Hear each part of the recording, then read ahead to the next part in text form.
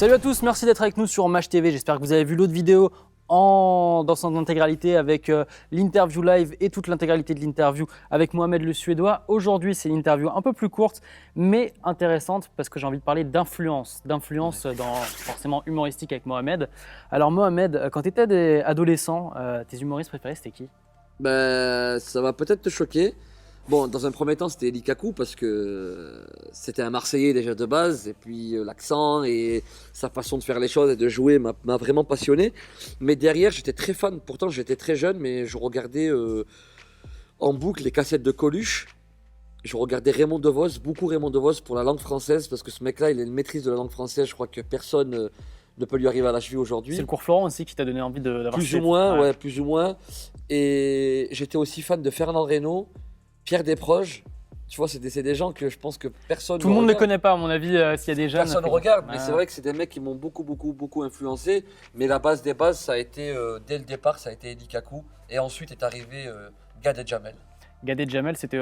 T'avais quel âge quand il commençait un peu Quand Jamel a commencé, je me semble que j'avais 14 ans. Quand Jamel a commencé à devenir Jamel, à l'époque. Donc ça te donne un boost, ça te dit voilà, c'est possible de le faire. Donc, voilà. Tu vois, le fait de voir un rebeu à la téloche, c'était un truc de ouf. Et c'est vrai que moi, quand j'avais 14-15 ans, il me faisait mourir de rire. Et puis après, est arrivé Gad Elmaleh. Et Gad Elmaleh, c'est vrai que là, j'ai retrouvé Eli Kakou la suite, en fait. Ouais. Dans ce qu'il faisait Gad.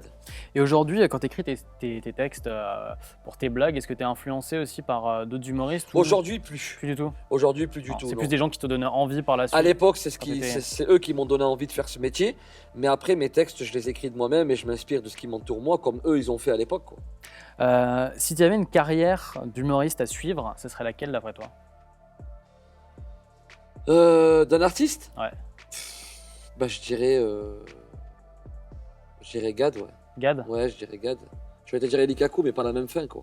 Tu as suivi Gad dès ses premiers spectacles ou Dès le début. Parce qu'il y a une grosse vague avec le blond, il y a une grosse vague. Ce qui est très drôle avec Eli Kakou, c'est qu'il n'y a pas longtemps, je regardais une interview et des petites de 20 ans disaient je suis fan de Gad depuis qu'il est petit, depuis que je suis tout petit.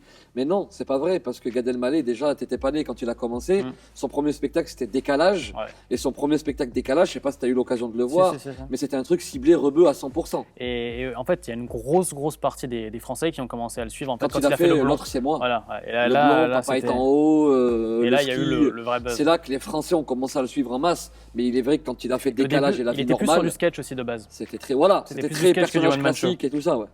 Par rapport à tes influences aussi, est-ce que dans la suite, tu auras envie de travailler avec certaines personnes en particulier ou... Après, moi, je refuse personne. Toute personne qui vient, si on se met sur la même ligne et qu'on s'entend sur les mêmes projets, c'est possible. Et bien sûr, tout est possible, complètement. Okay. Merci pour ces petites questions en plus sur tes influences. N'hésitez pas aussi à aller voir les autres interviews. Il va y avoir une interview aussi sur Famille de Ouf. Et puis à très bientôt sur Match TV. Ciao.